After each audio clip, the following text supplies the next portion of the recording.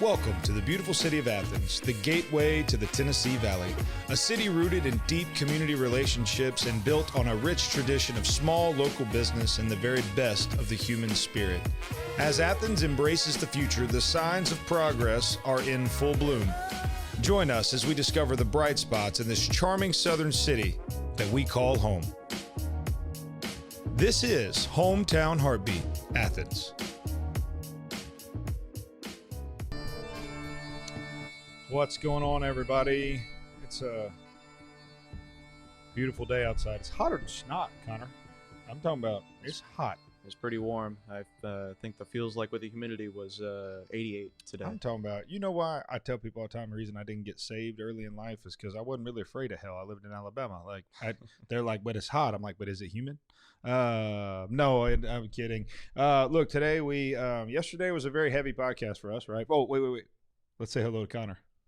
Hello, Connor. We kind of already did that, but hello. But I didn't officially say it. So No, now I've yeah, officially said it. You are officially introduced. You can officially speak. Okay. Radio etiquette, podcast etiquette. You don't speak until you're spoken to. Duh. Let's bring our guest in. We have our recurring guest and favorite tall, goofy-looking friend, Ronald Gulick, joining us again today. Hey, there he is. What's up, buddy? I'm just chilling, just having a good day. Work went well today, so I can't complain. And now I get to spend some time with you. Did you recruit somebody for an awesome position? Yeah, pretty heavy position. It was a pretty big fee, so it was nice. It's always nice to get those. Ronald is a headhunter, and for those of you that think that by looking at his manly stature, think he's like a mercenary for hire, it's a different type of headhunting. But that's right. He is a recruiter, and so if you're if looking, you need to talk about that, maybe we could. I mean, no comment. No, Ronald is. So what, Ronald? What field do you recruit? Well, first of all, I only know this because I was once a headhunter. I did it briefly, very, very briefly, thank God. Not something I enjoyed a ton. But for those people that don't understand, and they're like, because there's a lot of people that are like, oh, I got recruited away from my job. And it's like, yeah, but I thought the same thing until I was a recruiter. And then it was like, not that big of a deal. So what give us like a breakdown. How does it work? Like somebody calls you, they say, man, I have a job. I want to need a specific person for it. So, I mean, look, it's a little bit prestigious, if you will. But sure. It's all about the Benjamins, baby. I want to be a baller. Yeah, there it is. Yeah, so how does it work? It's one of those things. I've been doing it for so long that I think I oversimplify it, right? Like there's a lot of networking and a lot of, pain that goes into it. But yeah, I mean, it really is as simple as the fact of a client calls me and they say, this is what we want. Can you go find it for us? And it's not that their internal recruiters can't find it all the time. They just don't take the time to find it sometimes. And all those relationships we've built up over the years, it just, it ends up working out. So I've been doing it 20 years. So obviously I have a ton of relationships and that's what makes me partially good at it. The other part is I'm just an amazing person. And so you'd speak to a brick wall. Yeah, and slight narcissism makes you good at recruiting or any type of sales, I think, too. I don't know what you're talking about. Yeah, exactly, Zach. You don't know what I'm talking about. No clue. Not a narcissist, nor am I good at sales. No, that's good. So my experience in recruiting was very heavily niche specific, and most recruiting is niche specific. But the niche I was in was not a niche I enjoyed. What did you focus on? It was like tech stuff. Like it was stuff that I had nothing to do with. It was like, I do accounting and finance, and everybody always asks me if I have an accounting or finance background. And I'm like, no, I made C's in my accounting coursework in college. So that tells you anything about, but I just fell into it and it worked out. So when you fell into it, did you fall into it as an entrepreneur or as someone who joined a firm or what?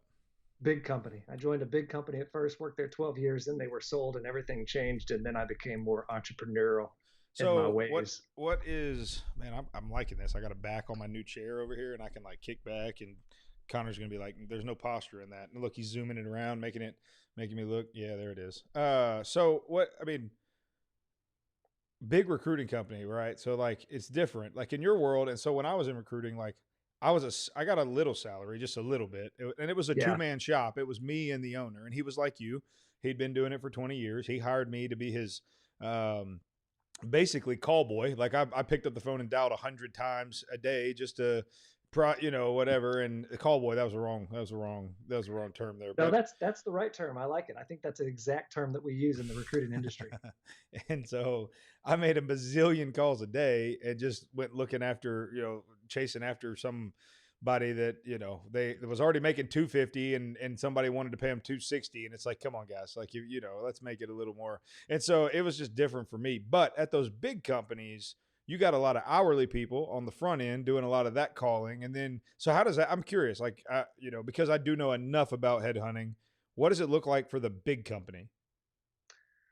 Oh man, that's a tough question. Or not that tough of a question. I just have to think back a little bit. So I mean, when I first started, I came right out of school. I actually had one job before that, and then I started recruiting. And yeah, I mean, they bring in young people that aren't hard, that aren't scared to get on the phone. And are cheap. That have energy that'll make a bazillion calls a day. Although I don't know what a bazillion is, but maybe a gazillion. I know that number. And then then from there they weed out the ones that are bad. Honestly, I mean, isn't that the way that any sales works? I mean, Yeah, it's pretty the cutthroat. the Yeah. one the ones that make it are the ones that make money and continue Yeah. to press on and press forward. So Sorry, I Connor. I mean, keep sitting up and moving down. You just leave it when you get it set, just leave it there. You don't have to zoom it in every time I move, or else it'll be all over the place. No, you're right. That's exactly right. That's how business is. Guess what? That's how life is.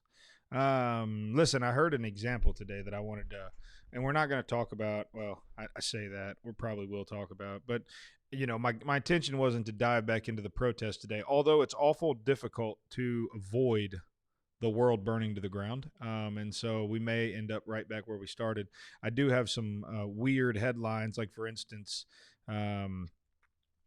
Florida police use Krispy Kreme to lure black bear off city streets. Oh, here's another one. Hitler's alligator dies in Moscow zoo at ripe age of 84. Like, this stuff makes the headlines, by the way. It's unbelievable.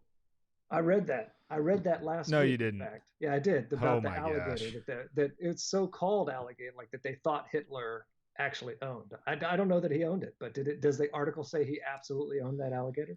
I have no. It says the alligator that survived the bombing raid on Berlin during World War II and was rumored to have once belonged to Nazi tyrant Adolf Hitler died at the Moscow Zoo. He was 84. So let's talk about this for a second, because The fact we want to talk about the alligator or the fact that it's in the news. no, but well, kind of, yes, both, all of it, really. But no, it's one of the, like, here's the deal.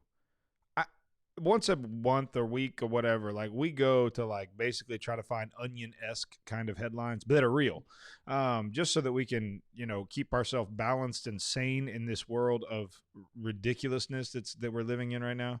And so I don't read a lot of these until I'm live on the air, like, and I like to react to them right there in real time. And some really great zingers and one-liners come out of it, and it's a fantastic segment. It's fun, Yeah. and that was my plan today to keep things light. But like, I just read Hitler's alligator dies in Moscow Zoo.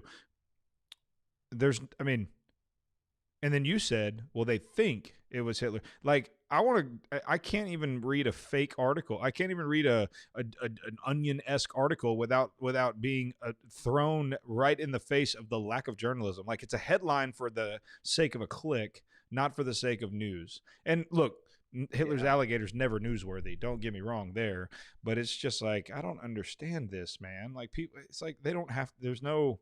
Oh, so Yeah. frustrating. The first line that I'm reading says alligator rumored Yes, to correct. have belonged to Nazi leader Adolf Hitler. And the one I said was alleged. Yeah. But the headline doesn't say that. No. Mine says rumored. Yeah, I agree with you, man. It's just like, I mean, is this the best we can find? I mean, if I was a journalist, maybe I'd think differently, right? Maybe we need to give them a little bit of grace themselves. But yeah, is this the best you can find? I mean, but at the same time, with so much news out there, I guess you have to start somewhere. I find grace difficult for journalists, but that's just me. Jesus. Maybe we should work on that. Yeah, and Lord, come quickly. So I have a question for you. I think this is a good question for you. I'm gonna take you there. Yeah, we're not gonna avoid this probably, so we might as well just jump into it. Feet first, head first. Which one? Yes, all the above. Belly flop style. I can do all of them. I've seen you do a belly flop, actually. Polar bear one year probably. But Huh. I don't know. I made that up, but it wouldn't surprise me if I did see you do a belly flop at polar bear in No, January at Wamaba. no, it's not that big of a belly though. No, it's not. It's a very small surface. That's right. Me on the other hand, I'd empty the pool. Okay. So I'm a white man. I live in the South. I generally get profiled, and believe it or not, I have been racially profiled. Now, before all of you come out of the woodwork and start hear the whole statement, I've been racially profiled as a Trump supporting, racist, bigot, wall building, gun toting, Bible thumping, gay hating, fill in the blank, right? Because I am Southern, I'm white, and I'm from Alabama. And you speak your mind. Well, that too, but that's lesser important, of lesser importance. But I have been racially profiled, okay? And I heard this line of thought earlier today, and it really has me thinking all day. Like, I could be angry about that. And I could fly off in the face of everybody that thinks I'm a Trump supporter, or I'm this or I'm that, and I could say that's offensive to me, and that's I'm not that person, and you ought to get to I'm being systematically targeted because of I'm a white Trump supporter, whatever, and all could be very true. Don't hear me taking anything away from the struggle, but my question would be, like, my response to that is I want to go take care of the nutbags that are white from the South, racist pricks that are everything I just said, right? Because look, the stereotype came from somewhere. Like, somebody acted that way and gave them the reason to believe that, because guess what? It's true. There are a lot of people that live down here that are backwoods redneck bigots that don't understand anything other than what Mama told them. Okay. Yeah. But my reaction to that is where I want to focus. Not in the profiling, not in the racism, because guess what? And I know it's uncomfortable, but white people can be subjected to racism as well. I'm not saying we are, and I'm certainly not saying it's anything like black men and women in America. And I am all about right here, right now, just like I did yesterday, claiming there is a systematic racist system at work in America that we need to tear down brick by brick. I'm all in on that. But I'm struggling with the other side of that, where it's like, what's my responsibility in this, Ron? Like, is my responsibility to be mad at everybody that believes that I'm like everyone else that looks like me? Or do I need to, if I want to affect real change, do I need to go to the heart of the issue and find those racist nutbag, backwoods jerks that set the precedent, that created the stereotype that actually is real? It's a good question, and I don't know that I have the great answer to it. I will say that fortunately or unfortunately, however you or your listeners want to look at it,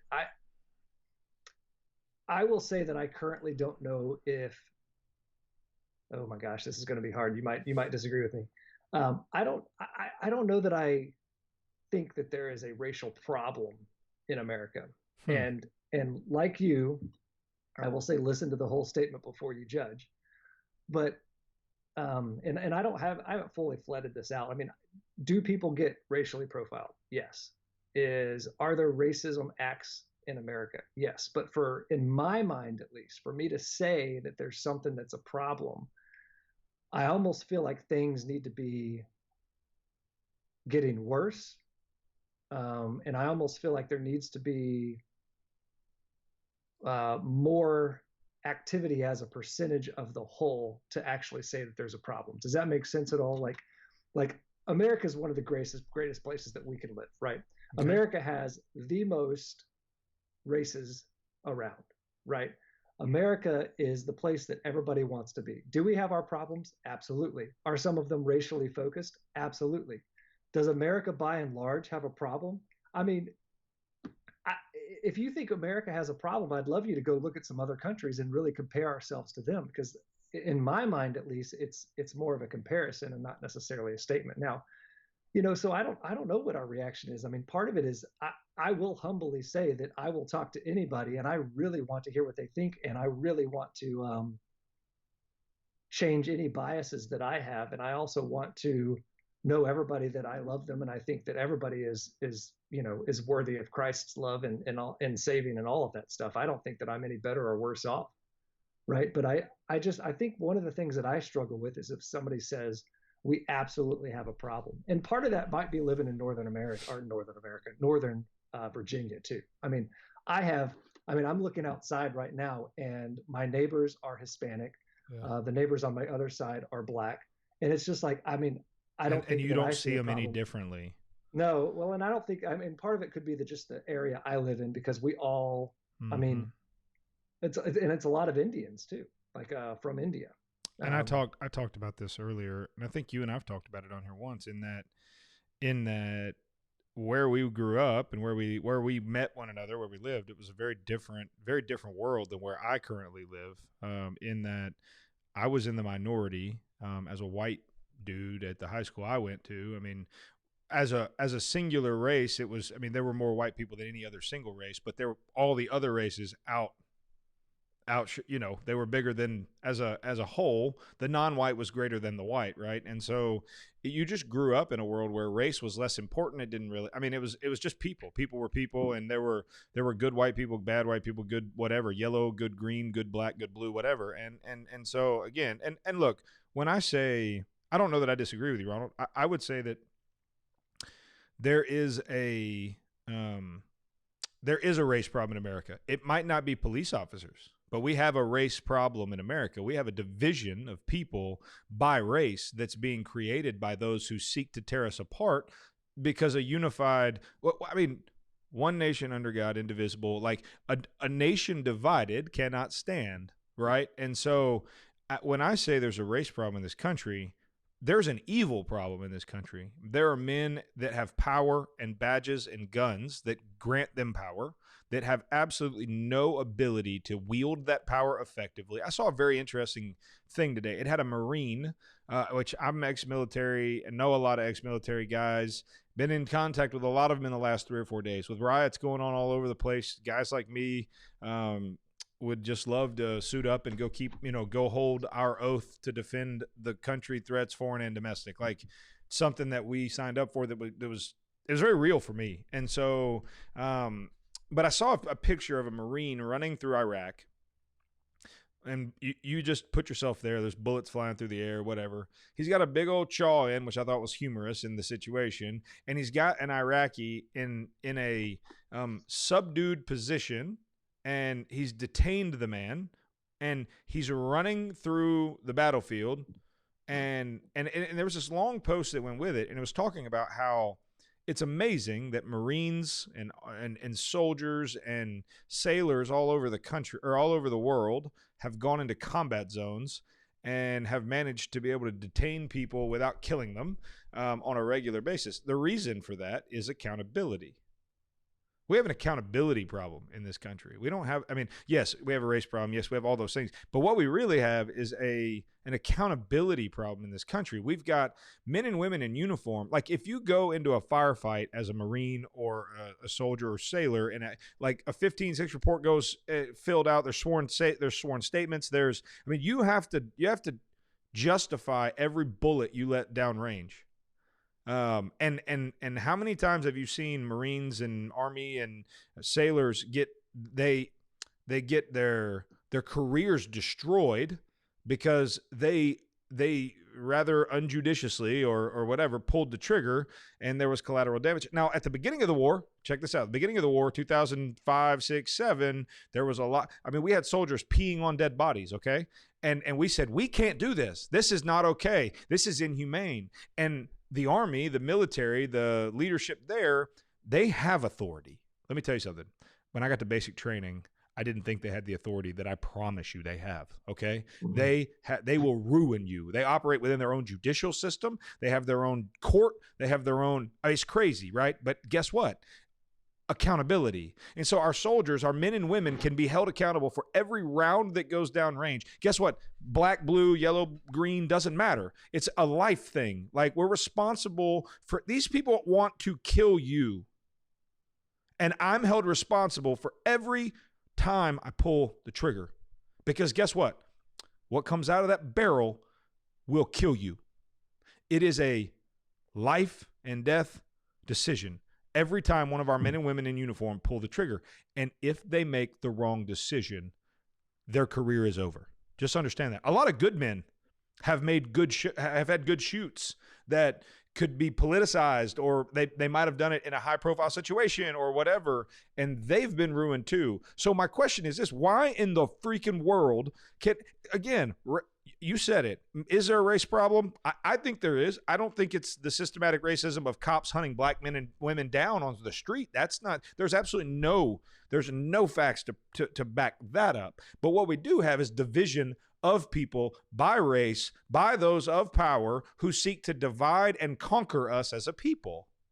And I don't understand why we can't reform the police, just like at the beginning of the war, we were peeing on dead Taliban, and now we can't even shoot at them unless they try to kill us first.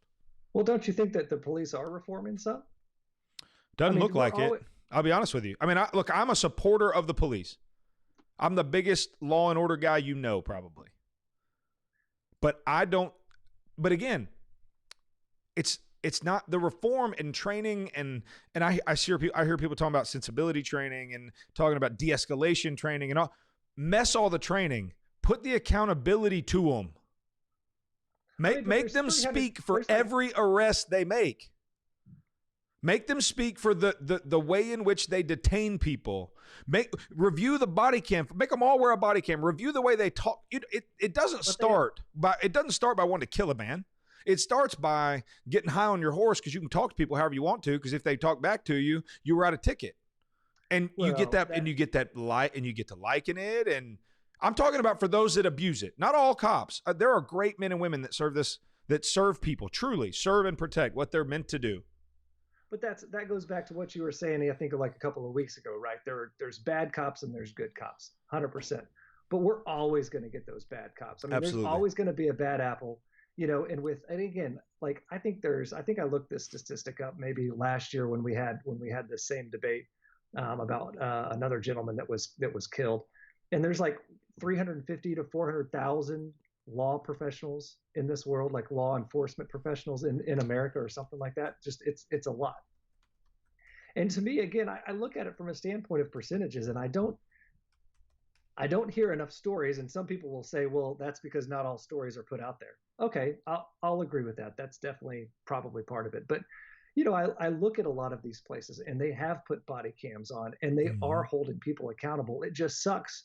It sucks that this gentleman, was killed. He is being held accountable. He is going to trial for murder. No, and let's talk about that for a minute, though. I don't mean to interrupt you, but I've heard people say murder 2, murder 3 is not good enough. Murder 1. Let me explain something to you. Look, I personally, hanging him from a tree out in front of the courthouse would not suit him well enough. What he did was sadistic. It was potentially premeditated. I mean, based on some of the things I'm reading, there was a relationship there between him and Floyd at some point in their past. So hear me. Hanging from the tree, I'm all about it. I think we bring the firing squad back. I'm all in on that. Well, but the law is written. The law is written in such a way that certain legal precedents have to be met to meet the threshold of certain murder charges. By the way, he's going to get 25 years to life for murder 3. Yeah. So I want to educate people, because I see young Americans who think and well-intentioned and well-meaning losing their ever-loving mind. Murder 2.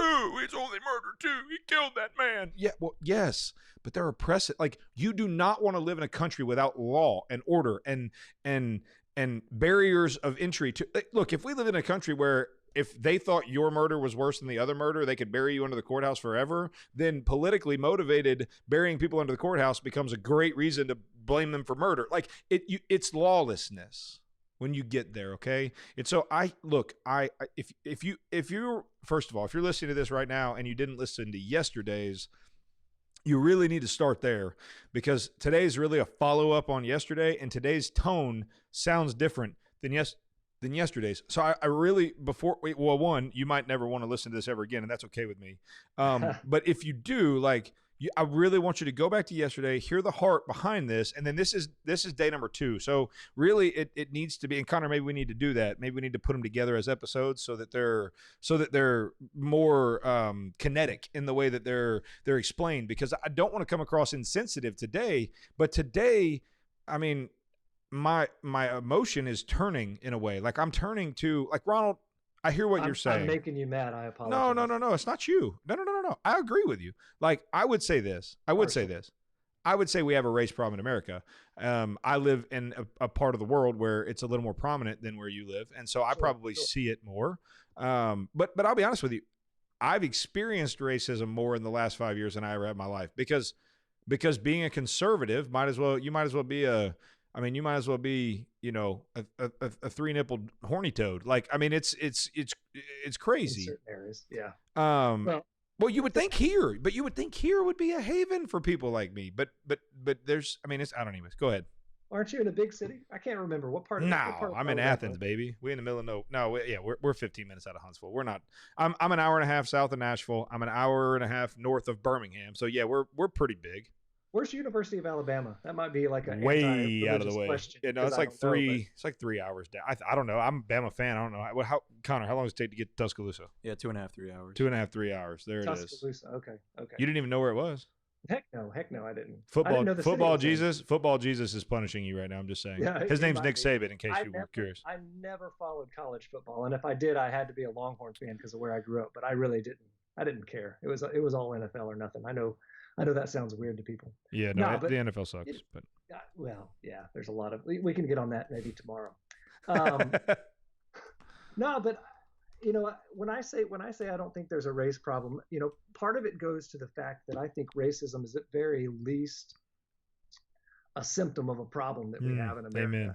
And that problem, obviously, it flows back to, in my opinion, it flows back to God and Jesus, right? And partially not having that. But I had somebody on Facebook tell me today that if I simplify it, I'm trying to get their statement correct, but I almost like I oversimplify the problem by pointing back to us not loving God and Jesus very much. And I didn't say anything. I just kind of took a deep breath, but I took offense to that because you're a better man than I am. Because racism, hatred, anything like that stems from arrogance, Amen. Fear. It stems from bias. It stems from things that make you imperfect as a human. Jesus was not racist. Jesus was not biased.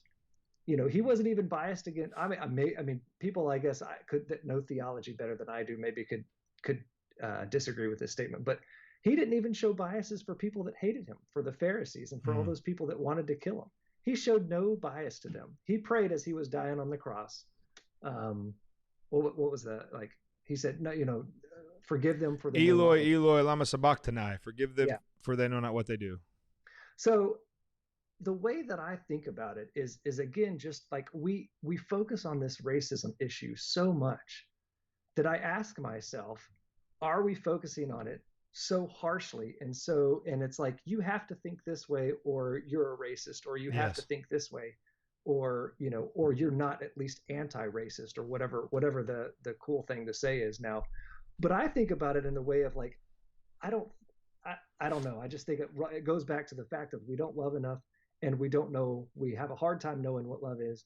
And, that bleeds into racism and other bigotry and other biases that we have. No, and you're right. And on one hand, I would say, well, no, I mean, all the way around, I agree with you. I do. But I would say that for us, and good, bad, right, wrong, indifferent, whatever, like for us as white men in America. So this is what I heard. This is one of the best, and I meant to, dang it, I edited the video and everything, forgot to load it up. This was a great example that I heard over the weekend at church. Our pastor said this. He grew up left-handed, right? And so right-handed desk, and for those of you that watch the podcast or listen on iTunes or whatever, like, bear with me for about 30 seconds. I got to get Ronald educated. So he grew up left-handed, right-handed desk. Have you ever tried to cut with scissors with the opposite hand? It doesn't work. Like, everything in his life was built for right-handed people, and he's a left-handed guy. There's no prejudice in that. There's no anything. It's just a fact. And so he, like, when he said that, I was like, man, I've never experienced growing up left-handed. I don't know what that feels like. I don't know. I mean, I know in my life that there are certain things that I do experience that others don't, that I would tell them they will never get it. They'll never get it. No matter what, until you walk a day in my shoes, you'll never get it. So for us to say that there's not a race problem and black people aren't treated differently or whatever, like that, I would call that insensitive in a way, and not maybe not insensitive, but deaf, tone deaf a little, because what I will say is this: I've never grown up left-handed. I grew up right-handed, and so I've been in the majority my entire life. I don't know what the other side looks like. Now, I'm not indicting the other side by any stretch, and I'm not saying that like you're just, and that goes back to what you just said, dude. Like what you said was, you don't have to be polarized on the issue one way or the other. Like the way it's being positioned right now, you either hate black people or you hate white people. Like pick a side. You want to be black or you want to be white. Well, what if I'm a white dude that doesn't see color and I just enjoy people and you know what? Most of all, like I love Jesus and Jesus loves everybody, and so I love everybody. You know what I'm saying? And like what? Well, you can't do that. Pick a side. Are you white or are you black? Are you in or out? Are you going to loot or are you not going to loot? No, I just want a peaceful protest. Okay, Uncle Tom. Like that's the world we live in, and so I think the answer to the situation is a little bit of you and a little bit of me, and that yes.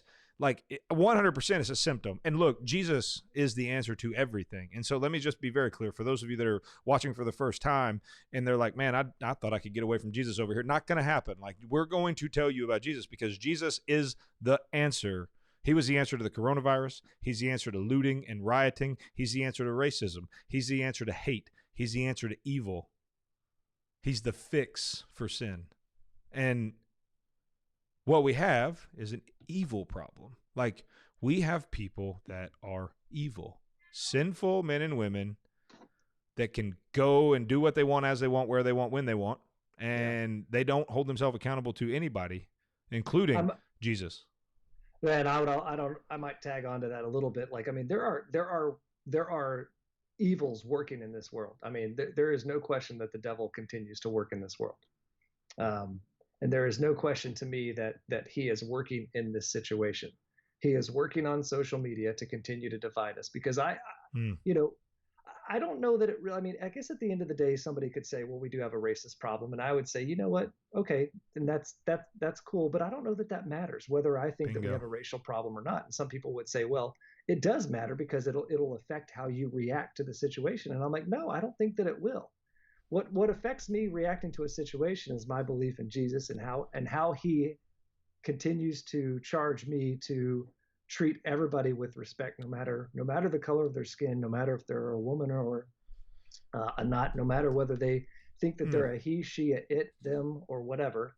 You know, it doesn't matter what your pronouns are. Like no, I am supposed to charge to treat everybody the same. And I think that situations like this really get to the heart of one of the problems that I truly feel like is in America is the fact of we can't think differently. Like we are supposed to. We can't disagree because disagreeing is inherently hateful. 350 million people are not going to think the same. You know, somebody living on a mountainside in Tennessee, you know, that has broken down cars in their yard is not going to think the same as that's somebody racist. That's racist. Well, it's just true. That somebody that lives in a high-rise apartment, you know, in New York City, they're going to think differently. They want different things. They think differently. So, you know, how do you approach that in such a, I don't know, in a world that you feel that some people think that there is one way to think, because there's not. For those of you that don't know anything about me, let me fill you in. Like, because I feel like here's the thing: I get on here every day, and it's cathartic for me. I've said this a lot, and so today is number 53 in a row, and like we told you yesterday, it's given us the opportunity to jump on the radio. Like God is giving us, he's expanding our platform because of our obedience, in my opinion. And like just saying that's emotional to me because it's heavy. Like there's a responsibility that comes with that I don't know that, I mean, like I told you guys the other day, James, the book of James, my favorite book in the Bible, says, brethren, for you ought not wish to become teachers, for teachers will be judged more strictly. I believe those that have platforms will be held to a much higher standard than those without. And those without may not have been obedient their entire life, because if you're obedient, God will give you a platform. So truth bomb, Jesus juke, there it is. But listen, for those of you that don't know me, like I spent 6 years in the desert. I'm talking about. So this is how, and I'm not gonna talk about my sin because it's really hard. The crazy, like the lifestyle I lived was one that's hard to even discuss without giving glory to the sin, and I refuse to give glory to the sin. So I'll say it this way: like if you think about going hiking along the Appalachian Trail, which I've always wanted to go do. I'm too fat and I'm not going to do it because I'm lazy, but I've always wanted to. I dream about it regular, so maybe I've been there in my mind. But like if you fall off the trail there, but you can see the trailhead, you break your leg, and so like, but you can see the path. It's right there. It's 7, 8, 9, 10 feet away, and so all you got to do is just wait for somebody to walk past you and just say hooty hoo, and they're going to be like, oh, somebody's hurt. And they're going to come down. They're going to save you. They're going to get you up there. They're going to get a horse or whatever, a helicopter. They're going to get you back to civilization. You're going to be you're going to be saved. Okay, and it's not going to be. You're not that far off the path. You're right there. Like I was those people that that don't even walk the trail, that want to blaze their own trail, and then they get hurt. The ones that you never find. The guy that was in the van in Alaska that died, was emaciated and dead before anybody even knew what was going on. Like I was that far off the path for my life. And I'll say this. There's a lot, and there's a reason for me saying this. And honestly, it's not about my salvation or my path. Like I will tell you this, no matter how far off the path you are, I'll come wherever you're at. I will pilot the helicopter. I'll meet you in the dirty, in the wherever. Like I love that kind of ministry because that's the ministry I needed. I didn't need the church. I needed the church. But I was never going to go to the church. Like I needed that personal level, like really don't care, because odds are, like I'll never forget the recruiter when I joined the Army. I was running away from a charge, from a police charge, right? And he said, Zach, can you pass a drug test? And I said, maybe not today. Nope. And he goes, well, when was the last time that you used? And I went, had me about 25 minutes ago. He's like, you right before you came in here. You're like, and then so anyways, like I say all that to say that, like, first of all, most importantly of all of it, no matter where you're at, Jesus sees you. He knows exactly where you are, and he's waiting. He's waiting. He loves you. He made you. He created you. Like a Build-A-Bear doll. And this is a really weird analogy, but I heard it the other day and it was really good. Danny Tatro joining us. That is my boy. That's the best guy I ever worked for in my life. Danny Tatro was the best boss I ever had. What's up, Danny? Anyways, like Build-A-Bear. Think about it. And this is a terrible example, but I heard it and it was like, holy crap, that's right. I like where it's going. Yeah, Build-A-Bear. I mean, think about it. You go in there and you pick exactly what you want, and you put things exactly where they're supposed to go, and you place and none of them look the same, and they're all intimately created by someone who wants them to be a specific thing. That's what Jesus did for you, okay? And that's how you were created. And if you don't believe that, and I've always told people this, I'm not going to argue with someone who doesn't even believe in the genesis of the world, the Bible, the whatever. Like, I'm not that good of an apologist, and I'm not a scientist, and I'm none of those things. I'm just going to tell you that I love you. I don't care what your pronouns are. I don't care what color you are. I don't care any of that. I love you, and he does too. And like, just hang out with me a little while. You'll probably get introduced to him at some point, and he might just put that seed of belief in the back of your mind, and just say, hey, you know what? Hey, I'm real. Because in his word, he says, even the demons know who I am, right? And so anyways, I don't want to get too far off the path of where I was going with my mountain analogy, but hear me right now. For those of you that are out there, because what we were talking about before I went hardcore rabbit chasing was that it's divided right now. You either have to hate black people or hate white people. You can't be in the middle. And what I'm trying to tell you is I've been in a world, like I put myself in a world. It's nobody's fault but my own, but I put myself in an all or nothing world.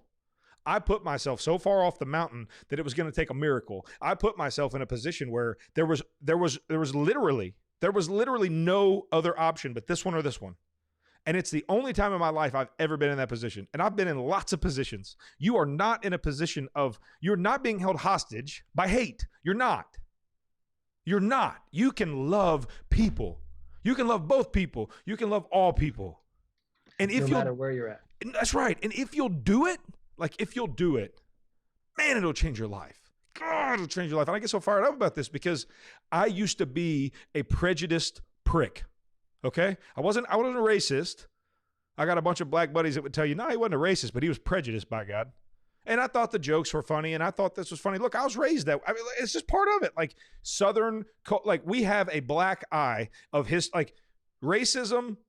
Honestly, I believe in America, racism and the way the church has handled homosexuality will be the two biggest black eyes in the history of our written human history. Those two things will be our two biggest blotches of just ignorance. Okay, and so.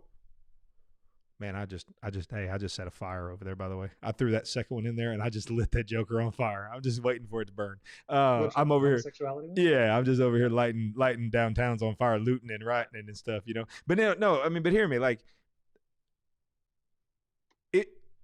we have a history of racism. Like no one is saying we don't. But you gotta choose to be the solution. Like you've got to choose being different. You've got to choose. Go ahead. That's what I think I have a part of the problem with too. Is I mean, in my mind, I know my intentions, right? I know my heart, and I know that my heart is not a heart full of hatred towards any race. Will I say I'm not racist? I mean, I try to stay away from saying I'm not racist because people will say, well, as soon as you say that, that means you're racist. It's like, okay, well, then I won't say it.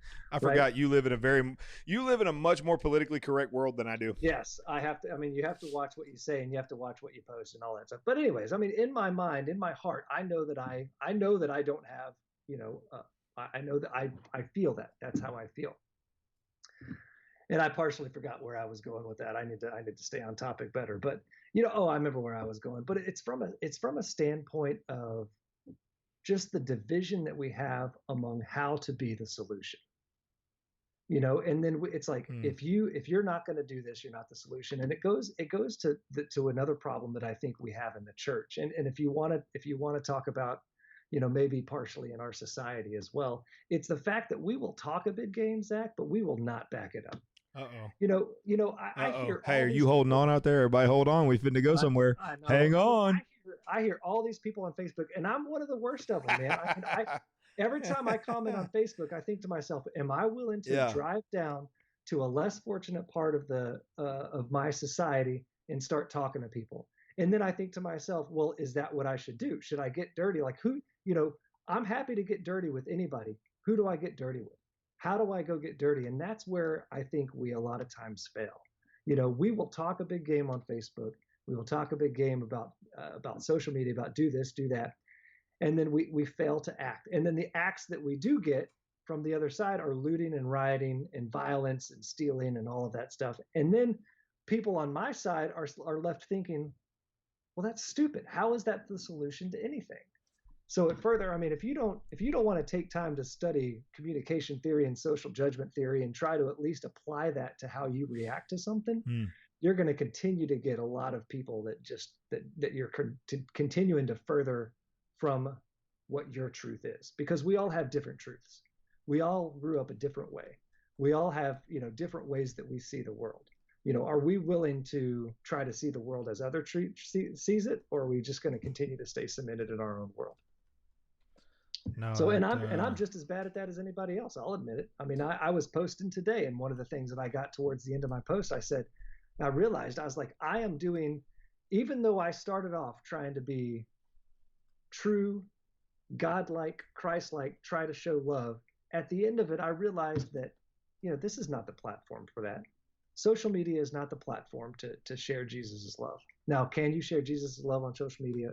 Sure, I guess you can show me how, but hold on the way to do that. Hold on a minute. Hold on a minute. I'm not even gonna let you finish that sentence. I'm gonna say, skirt, slow down, Wayne. You know it's all on me. Like what? Social what? Hold on a minute. We're not gonna take this on today. But what are you doing tomorrow? What are you doing tomorrow at 3:00? We're gonna go segment 2. I gotta work. That's right. That's right. I forgot. You've got to go make another phone call. I'll see you tomorrow at 3:00 because we're going to take that off. No, it was Thursday. You had the availability. Yeah. Okay. So Thursday we'll pick this back up then, because I'm not going to let you get away with that statement, but I'm also not going to take a hard right and get over there right now. You're dead wrong about that. Okay. But I'm going to, you know, and we'll flesh it out. I think the concept what you're saying is dead on. But I think the fear in hearing you say that is someone right now is listening and saying, no, you know what? He's right. So I don't need to show Jesus on social media. Like, Jesus is not something you put on, take off, use when you need, don't use when you need. Now, let me tell you something. There are a lot of people that only share Jesus on social media. And those people aren't really sharing Jesus. They're sharing religion. They're sharing a version of him that isn't accurate. They're sharing a biblically incorrect, gospelly unsound version of Jesus that they can just wash on, wash off whenever they want to. Yep. But social media is certainly, if coronavirus has taught us anything, it's taught us that the gospel is very effective on social media. And so I don't want to take away from that. But you already cleared it up then. You cleared it up. Oh, we're going to die. No, look, we've got a lot. We got it. Because I lit a fire. My phone's over here. Burp, burp, burp, burp, burp, burp. Did you talk about homosexuality in the church? Yep. Are you sure you want to do that? Yep. People aren't going to like it. But it's true. But I don't know if people are going to like it. I don't care. It's my show. That's the beauty of not getting paid for this, right? You say whatever you want. You do whatever. So listen. All right. So listen. I want to say one more thing. And then every time you get on here, Ronald, I say that. Let's be honest. It's an hour every day. I'm like a 30-minute show, guys. It'll be a 30-minute show. It's an hour every single day. So thank God for the radio deal and the opportunity to join the radio, because now we've got 2 flipping hours. And Ronald is going to be really excited to wake up at, well, he's Eastern time, so he gets an extra hour of sleep. So, I mean, he could call in at freaking 7 and we'll be good to go. So, so here's this. Let me say this. Let me end with this.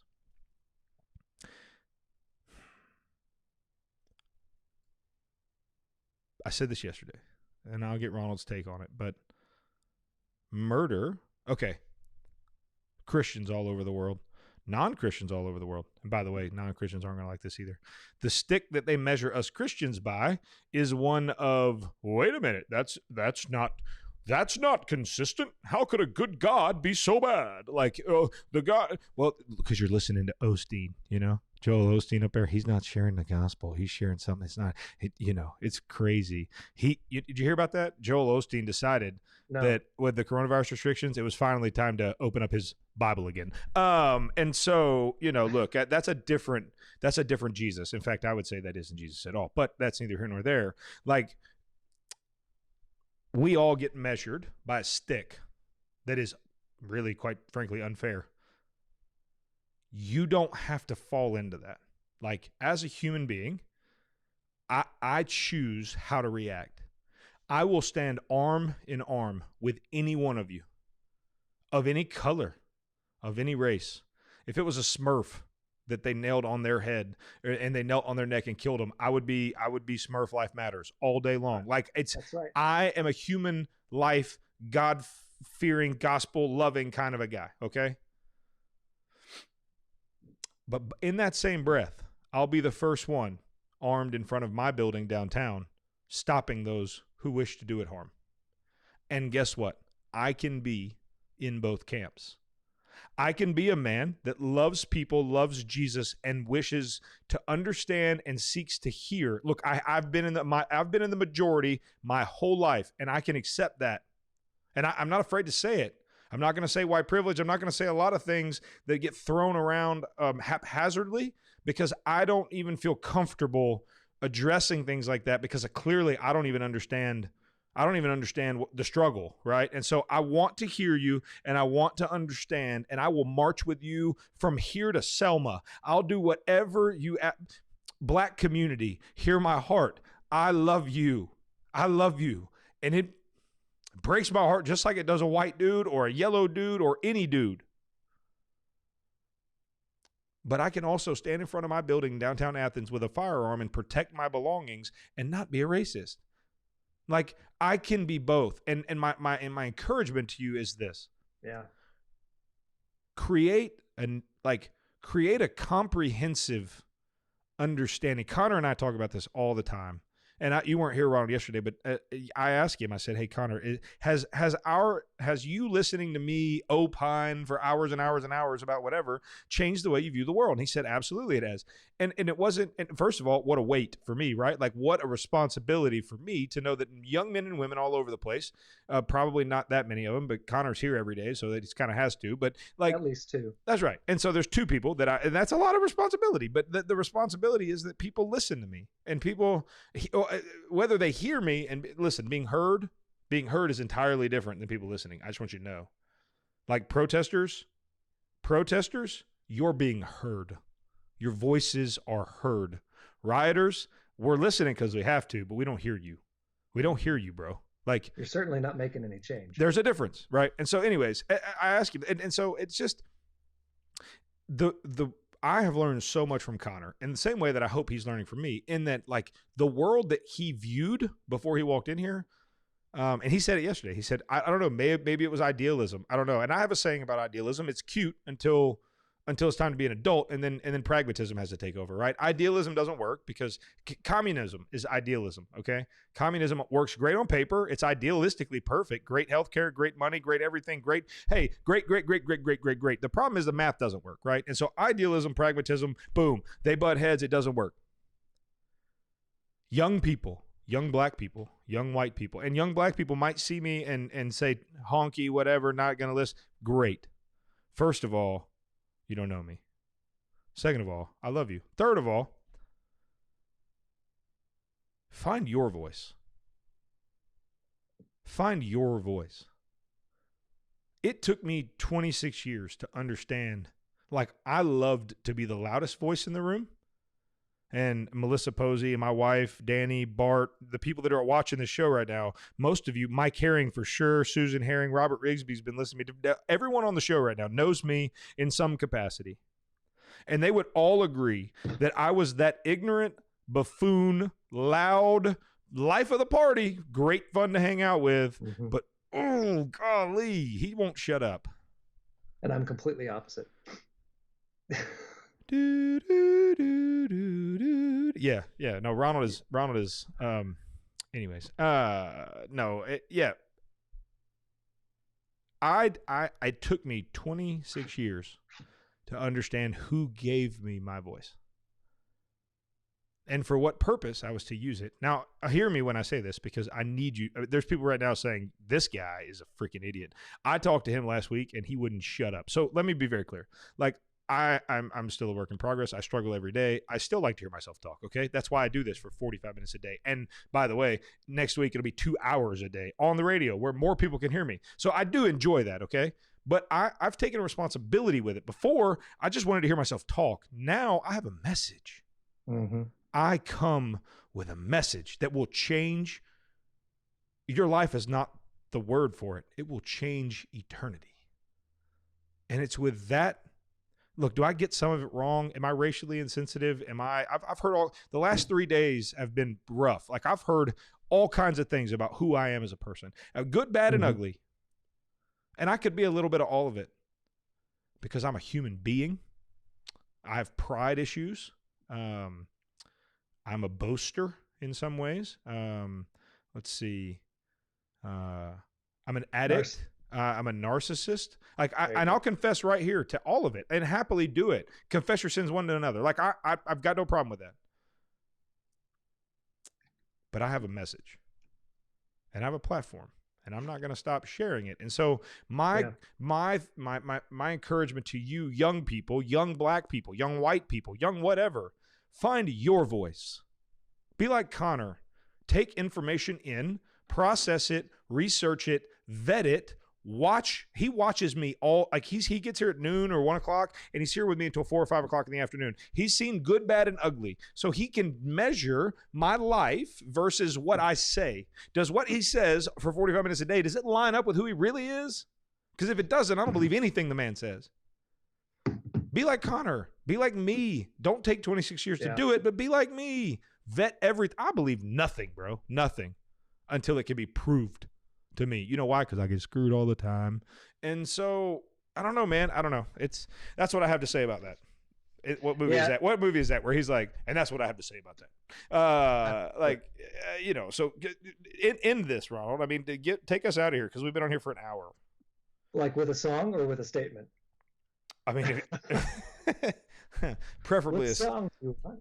Nah, preferably no, a statement. I think you're right. I think there's a lot of to me, I hope that nothing that I say puts somebody in a position where you're like, well, you're just ignorant. You're this, you're that, right?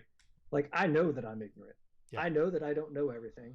I know that I'm biased. Yeah. I know that I'm an imperfect person, but I will talk it out, with anybody. Oh, in a And heartbeat, and you love know, it. yeah, and that's the thing that I think is sometimes you lose on social media is that fact to you can go back and forth, but you can't talk face to face and really have that interaction, see people's faces, and that's where, man, I think sometimes we get it wrong, including myself, and nothing is ever solved on social media. I say, and I don't even know why I try, but yeah, man, I agree with a lot of what you're saying, and certainly I Oh, want to see. just a lot. Not all, but a lot. I mean, we don't have to agree with everything and still like each other, right? Well, okay. So seriously, I don't. no, in I all don't think. seriousness, think about this. And this is Thursday. This is Thursday. When you come back, I mean, I want you to go back and I want you to watch this episode back, and I want you to come, like, seriously, come. We need something like this, like, because a lot of this is just us talking and going back and forth, and there's not a lot of. We're just talking about stream of consciousness, what's on our mind. Like, this would be good for you and for me. So I want you to go back and watch this. I want you to come back on Thursday with like, literally write it down. Like, this is what I don't agree with, because I want to hear you. And dude, I trust you. I value your friendship. I value your wisdom. I value your life experience. And I know you love Jesus. So when you come to me, you're going to look, hey, people, listen, this is going to get me fired up again. We're going to go for another hour. Listen. Are you listening? This is what growth looks like. This is me saying, look, Ronald is a wise man that I trust. Okay, he's relatively wise, but I trust him, and I know he loves Jesus as much as I do, and I know he loves me. And so I'm willing to come back to the table and publicly, and this is my promise to you. I will not talk to Ronald about his list, about what he disagrees. I won't prepare anything.